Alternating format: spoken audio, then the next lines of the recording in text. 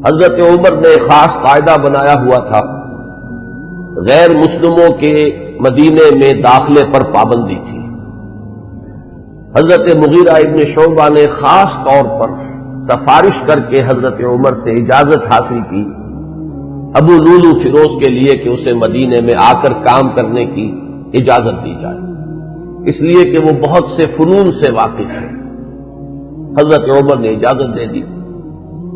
چند دنوں کے بعد وہ فریادی بن کر حاضر ہوا حضرت عمر رضی اللہ تعالیٰ عنہ کی خدمت میں کہ میرے آقا جو ہیں حضرت مغیرہ ابن شعبہ رضی اللہ تعالیٰ عنہ وہ مجھ سے بہت زیادہ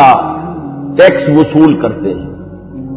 یعنی یہ معاملہ تھا کہ جو غلام ہوتے تھے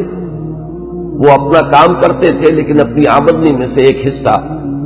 وہ اپنے ان آقاؤں کو دیتے تھے کہ جن کی وہ غلامی میں تھے۔ تو حضرت مغیرہ ابن شعبہ نے جو مقدار مقرر کی 2 درہم روزانہ،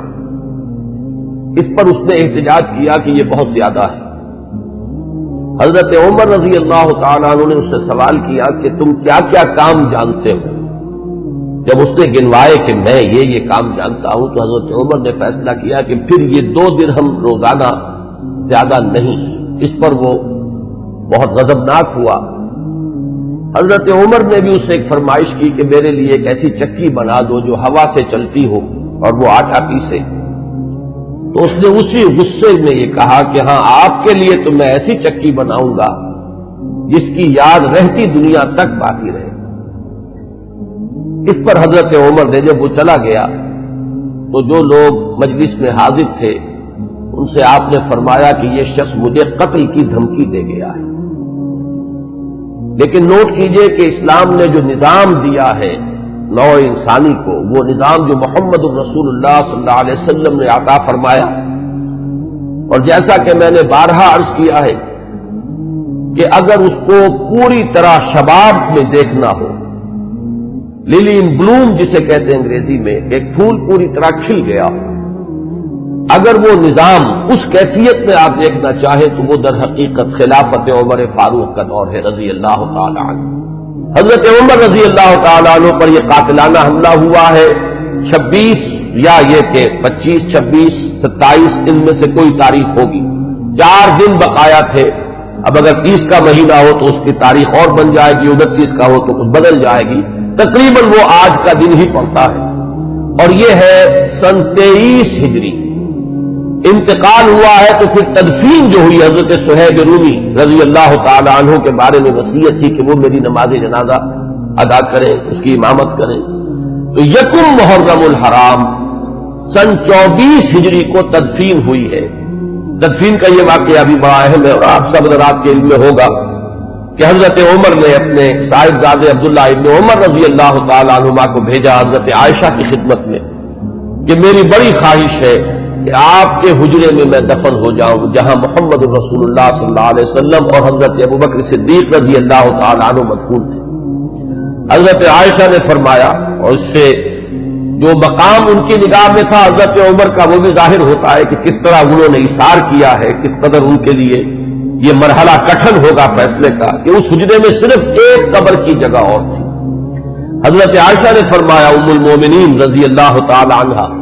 کہ یہ جگہ میں نے اپنے لیے مخصوص کی ہوئی تھی، میں چاہتی تھی کہ میں خود یہاں دفن ہوں، اور اس میں کوئی حرج نہیں تھا، اس لیے کہ حضور دفن تھے وہاں، وہ آپ کے شوہر تھے، حضرت ابوبکر دفن تھے، وہ ان کے والد تھے، لیکن میں عمر کو اپنی ذات پر ترجیح دیتی ہوں، لہذا میں اجازت دیتی ہوں کہ حضرت عمر کو وہاں دفن کر دیا جائے۔ جب حضرت عمر کے پاس واپس آئے حضرت عبداللہ ابن عمر اور آپ نے پوچھا ہے کہ کیا جواب لائے، اور جواب دیا گیا کہ اجازت ہو گئی ہے، تو فرمایا کہ یہ آخری آرزو تھی زندگی کی، اللہ کا شکر ہے کہ وہ پوری ہو گئی۔ یہ جو حادثہ فاجعہ ہے جہاں تک اس کے تاریخی پس منظر کا تعلق ہے وہ میں نے بارہا بیان کیا ہے، اور وہ در حقیقت سمجھ میں آتا ہے فلسفہ انقلاب کی روشنی میں۔ اگر فلسفہ انقلاب سامنے ہو تو یہ تمام واقعات جو ہے آئسولیٹڈ ایونٹس کی حیثیت سے پھر سامنے نہیں آتے، علیحدہ علیحدہ واقعات اور حوادث نہیں ہے، بلکہ یہ کہ ان کے مابین ایک ربط جو ہے وہ سامنے آ جاتا ہے۔ یہی فرق ہے تاریخ اور فلسفہ تاریخ میں۔ تاریخ اپنی جگہ ایک شعبہ علم ہے اور فلسفہ تاریخ اپنی جگہ ایک مستقل فن ہے۔ تاریخ میں واقعات جو ہے وہ پیش نظر ہوتے ہیں،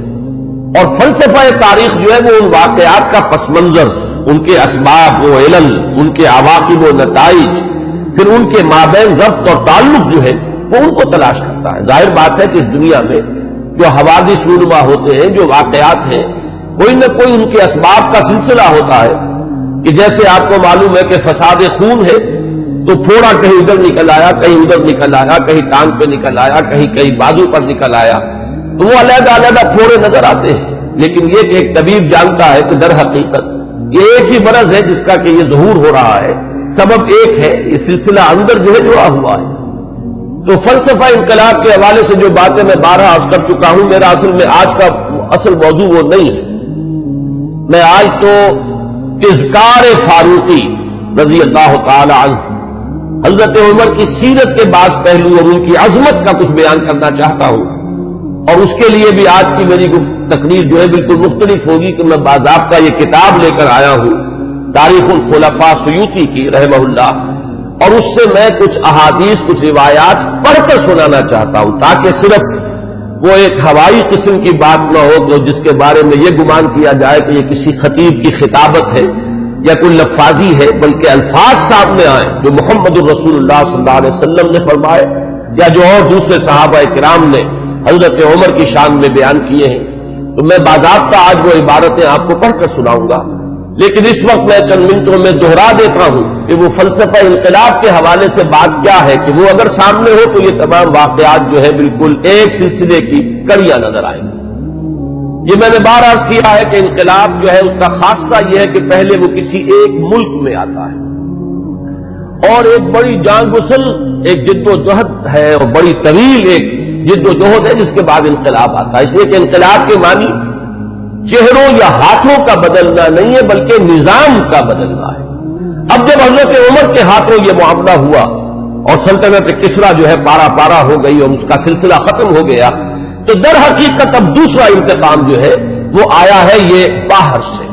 اور یہ جو معاملہ تھا حضرت عمر کی شہادت کا، یہ کوئی آئسولیٹڈ فیکٹ نہیں ہے،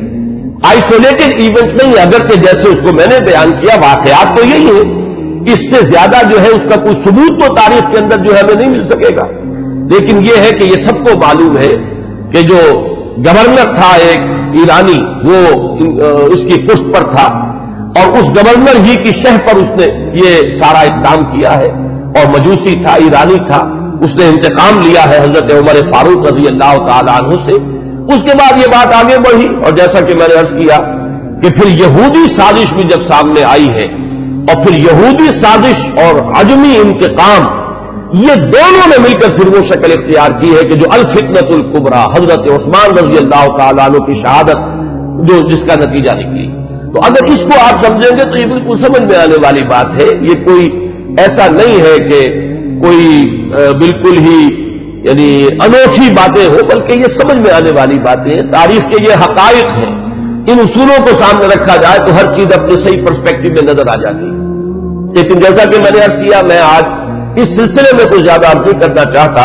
میں یہ چاہتا ہوں کہ حضرت عمر کے مناقب میں آج آپ کو باضابطہ کچھ روایات پڑھ کر سناؤں اور ان کے ترجمے کے حوالے سے بات آپ کے سامنے رکھوں۔ سب سے پہلی بات ان کی شخصیت کے ضمن میں یہ ہے کہ اگرچہ ایک روایت تو یہ بھی ملتی ہے، علامہ ذہبی نے یہ رائے ظاہر کی ہے کہ حضرت عمر جب ایمان لائے ہیں تو ان کی عمر 27 برس تھی رضی اللہ تعالی عنہ، لیکن یہ کہ غالباً انہیں مغالطہ ہوا ہے۔ امام نووی رحمہ اللہ نے جو کچھ لکھا ہے وہ میں پڑھ کر سنا رہا ہوں۔ ولد عمر بعد الفیل ب13 سنہ، حضرت عمر رضی اللہ تعالیٰ عنہ کی ولادت ہوئی ہے عام فیل کے 13 سال بعد۔ یہ آپ کو معلوم ہوگا کہ عام الفیل جو ہے، جس سال کے ابرہہ نے حملہ کیا تھا خانہ کعبہ پر، وہ آیا تھا لے کر مکے پر چڑھائی کے لیے، اپنے ہاتھیوں کے ساتھ اپنا ایک لشکر جرار لے کر آیا تھا، اسی سال حضور کی ولادت باسعادت ہوئی۔ 13 برس بعد حضرت عمر کی ولادت ہے، گویا کہ جب آفتاب نبوت طلوع ہوا ہے، یعنی جب کہ وحی کا آغاز ہوا ہے، تو حضرت عمر رضی اللہ تعالیٰ عنہ کی عمر 27 برس تھی۔ اور چھٹے سال، اس پہ بالکل اتفاق ہے کہ چھٹے سال نبوت میں، یعنی جب کہ حضور صلی اللہ علیہ وسلم کو आगाज वही को आप पर 6 बरस हो चुके थे, उस साल ये ईमान लाए। इसमें किसी इख्तिलाफ की गुंजाइश नहीं है, बल्कि ये कि हजरत हमजा रजी अल्लाह तआला अन्हु का भी क्योंकि साल ईमान लाने का साल वही है, लिहाजा इसमें जरा सा मुझे आज तहकीक करनी पड़ी तो मालूम हुआ कि हजरत हमजा पहले ईमान लाए हैं, हजरत उमर बाद में। फर्क जो है वो सिर्फ 3 दिन का है। हजरत हमजा 3 दिन कबल ईमान लाए हैं और हजरत उमर रजी अल्लाह तआला अन्हु ये 3 दिन के बाद ईमान लाए हैं। तो जिस वक्त वो ईमान लाए हैं इसका मतलब यह है कि 30 बरस उम्र थी हजरत उमर रजी अल्लाह तआला अन्हु की, और जब आपका इंतकाल हुआ है, शहादत हुई है, तो 63 बरस उम्र थी। और ये वही उम्र है जिसमें कि हुजूर सल्लल्लाहु अलैहि वसल्लम का इंतकाल हुआ और हजरत अबू बकर का इंतकाल हुआ। यानी जो कुर्ब और एतबारात से है, साहिबैन को, शेखैन को, जो भी आप उन्हें कहे, हजरत अबू बकर, हजरत उमर रजी अल्लाह तआला अन्हुमा, इन दोनों की जो मुशाबहतें हुजूर के साथ है वो इस पहलू से भी है कि इस दुनियावी जिंदगी जो है उसका कि वही मिकदार है, उतने ही अरसे हुजूर इस दुनिया में रहे हैं, इस हयात दुनियावी में, और उतने ही अरसे हजरत अबू बकर और हजरत उमर रजी अल्लाह तआला अन्हुमा।